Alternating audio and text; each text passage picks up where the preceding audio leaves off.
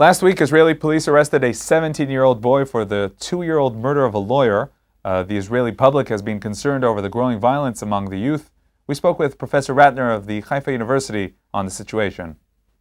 The arrest of a 17-year-old boy for the vicious murder of an attorney over a few shekalim shocked the Israeli public. Many are surprised by the fact that this boy came from what is termed a normal family.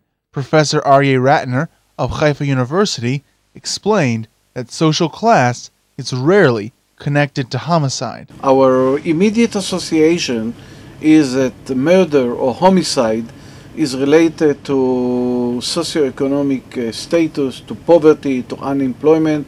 And as far as we know from many studies that have been done both here in Israel and in other countries as well, this is not the case.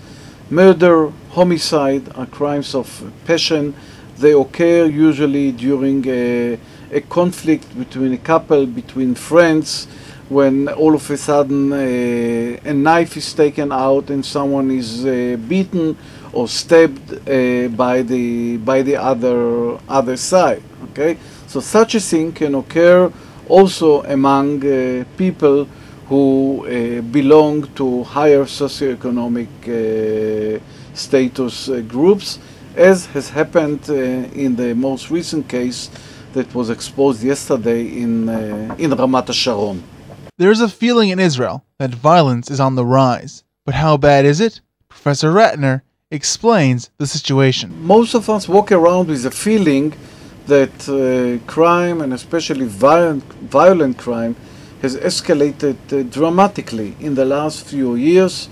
And as far as we know from the recent studies that we have been conducting, based on police records, not on anything else, this is not really the case. If we look, for example, on the curve of murder in Israel, we can still say quite happily that Israel is among the countries with the lowest rates of homicide per 100,000 population. If we look, for example, on Canada with 1.7 cases per 100,000 population, we look on France, we look on England, Israel is at the same group. While we look, for example, on the United States, where rate of homicide is 7.5 cases, or on Russia, where there is today a high level of violent crime and homicide, with, for example, 18.5 cases per 100 population, we get a better understanding of where Israel is exactly at on such a scale.